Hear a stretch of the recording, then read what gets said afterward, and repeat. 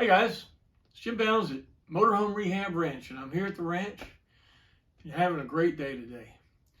Sorry about the being off of radio silence there for a little while, but I tell you what, it was a good time to be talking about this living area fuse block right here down in the closet, because it took me a week to figure out how to fold myself up in there to get my back down there to do that.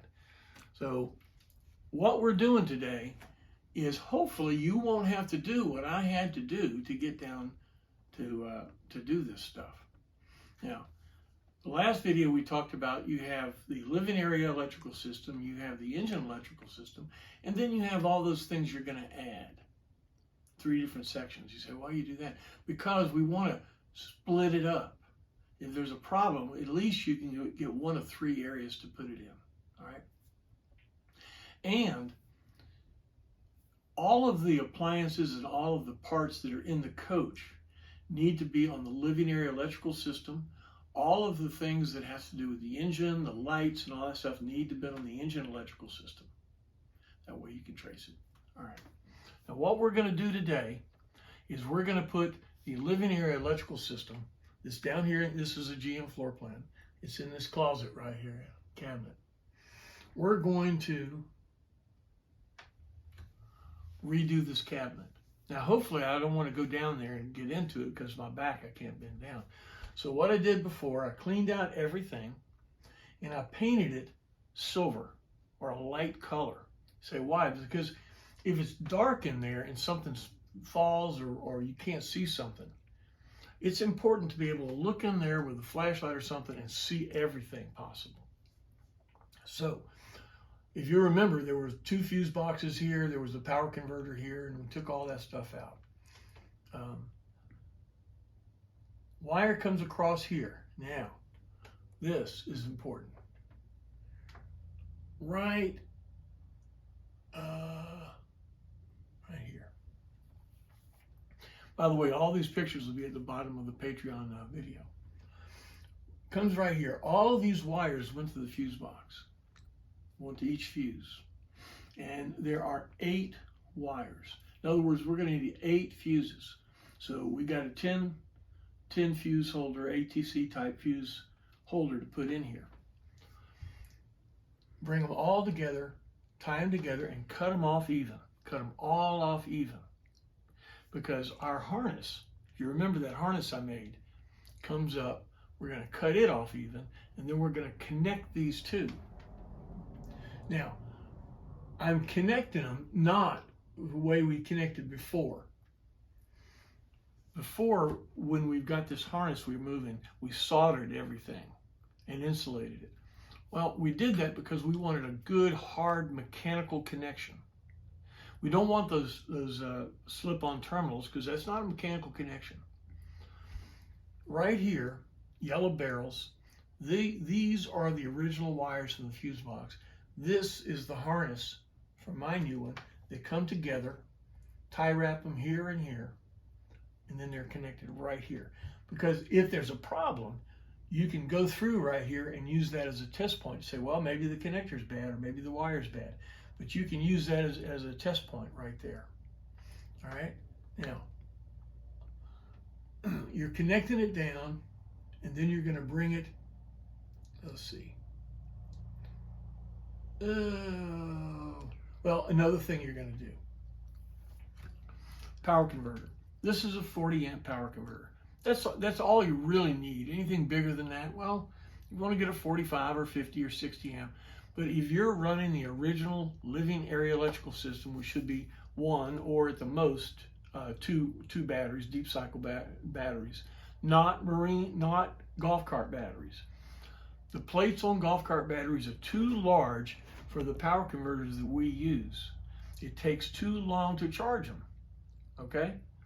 So if you want higher charge rates and all that stuff, well, that's all well and good. But for the GMC, for the 26-foot motorhome, and for all the appliances and lights that it does, and for the batteries it has, 40 to 60 amp converter is fine. Now, the converter on one side has a fan.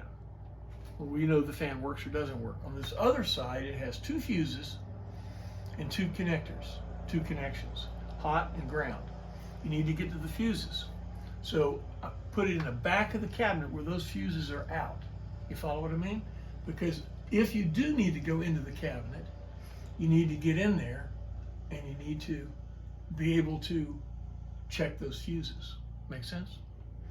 Now, here's the harness. Comes right up here, and right up here is where it's connected. Now, when you put this in and you have your wires up here, there's nothing to say you have to run this harness like I did. You can come off right here and go to another fuse box right on the side of the wall, or you could go, if you do a Google search for RV fuse box, you'll see these integrated panels that has 12 volts and 110 breakers. If you want to use one of those, that's fine. The one thing you want to do though is make sure that the fuses, I would make sure they're ATC or plug-in type fuses, because they're much improved fuse than a glass fuse. You don't want to mess with glass fuses. And then number two, you want to be sure that if it is a 110 and 12 volt panel, that the 110 breakers that are in that box you can get replacements, because they may go bad. You need to be able to replace them. So when you buy that unit, look at the manufacturer and see if they have replacement circuit breakers. Okay? And if they do, you can come off of this right here and go to the panel and have it fixed and have it right there. Maybe put it toward the front of the cabinet or something like that so you can get to it easy. You don't have to do what I did here with the service loop thing. You don't have to do that. And a couple of people are asking me, well, it's loose. Oh, well, I understand that. But I can't get down into that cabinet. Matter of fact, here is the service loop. I can actually pick it up and set it on top of the cabinet door and work it. Okay? And if you look, this is the fuse box, and there's 3 fuses that are not in it, and the lights come on. Then over here, this is a voltmeter. Now think about this on this voltmeter.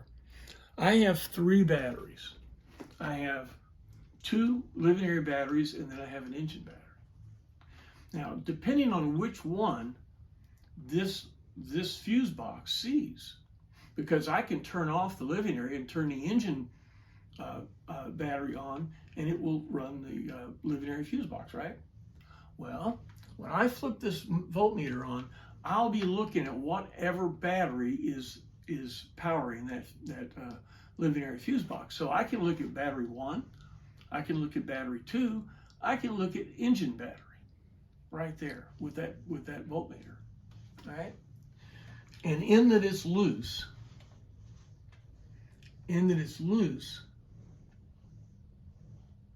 it has all this information.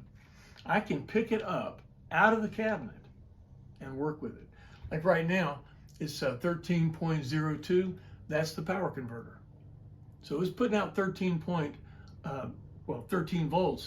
until it sees a battery. Right now, it's just seeing the power converter.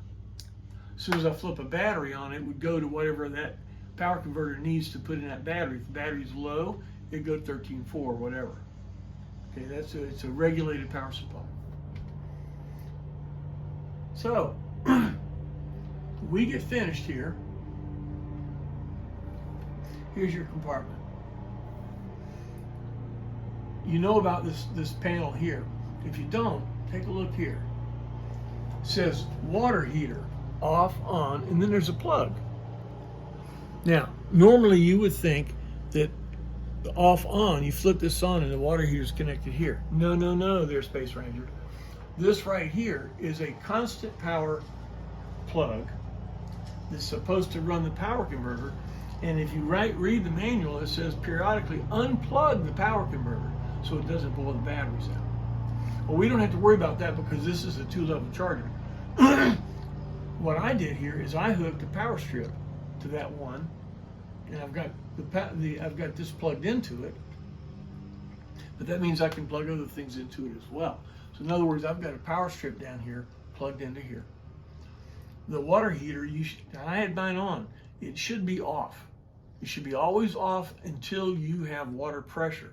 That way the element doesn't, it only sees water and it'll cool it down. I don't know how long that's been on there. My water element may be burned out. I have no idea. But that's what that switch is. So if you have a GM floor plan unit, go down. Now, the trans modes are totally different. I'm very sorry, but give me a call. I'll tell you a little bit about what the differences are. But most of the units will be set up like this with the switch, with the plug. Put the power converter way in the back. This is the original 110 breaker panel. You say, well, didn't you say you replace it? Yes. If there's a problem with that breaker panel at all, just go to Home Depot or Lowe's and buy a new panel, because you'll get the breakers that are available now. You're going to need, I would put more. You're going to need 1, 2, 3, 4. You're going to need 5. So I would get like 6 position unit or something like that. And you give me a call, I'll tell you how to rewire it, because they have a main breaker, 2 tied together main breakers. We're going to have to do something a little bit different. But you don't want to try to find parts and all that stuff to 50-year-old electrical stuff. Our house is 100 years old. One day one of the breakers went out. I went to go get another breaker. They stopped making them in 1947. What did we do? Had to replace all the breakers. So if you run into a situation like that, give it a gold watch, take it out of there, put a new one in. And you know, you can give me a call. We can talk about how to wire this. Hopefully down the road I'll do a video about how to replace mine. You never know. All right. This compartment down here is really tough to get to. All right. Having it where it's on a service loop makes it easier to work. But everything in the living area is on this fuse box. Everything on the engine is on the fuse box in the glove box. And then if you're going to jump out there in solar, you can do that in another area and tie it in. Remember I said there's a 10 position. This is a 10 position fuse box here. Well, I have 8 positions used, so I have 2 open. That could be the bus over from the solar panel or anything like that you want to do. Does that make sense? Well, look, guys, I hope this helps you a little bit. You don't have to do everything that I do on this way, but it's the logic on how to find what the problem is, because you know it's going to happen the worst possible time. It's the worst possible time, and you need to be able to get to it, find out what the problem is. We've done a lot of videos about the engine electrical system, fuse links, and different things on that. That's true. This may not put you on the side of the road, but when you lose 12 volts, when this circuit right here cannot get 12 volts, your party's over. You got no lights, you got no power, you got nothing. So this is a pretty important thing. All right. Well, look. Thanks for the calls between the last 10 days. I was getting ready to do this. The calls helped me focus on things on here. I really appreciate that, guys. You ranch hands that called about this. I hope this helps you understand that the living area 12-volt fuse box, that's your party box. You need 12 volts, brother. If you don't have that, the party is over. All right. Well, look. Thanks for putting up with me a little bit. I'm going to try to get back on schedule a little bit. I'm trying to figure out what the new normal is with taking all these pills and doctor's appointments and stuff like that. But things are good. Thank you for the calls. Thank you for the support. And we'll come up with another video here. Give me a call. What do you want to talk about something? Let's talk about it. All right? Thanks a lot. Ranch hands, thank you for your support. And if you'd like to be a ranch hand, go to the front page on Patreon, read it up there, $5 a month, and I really appreciate it. See you next time.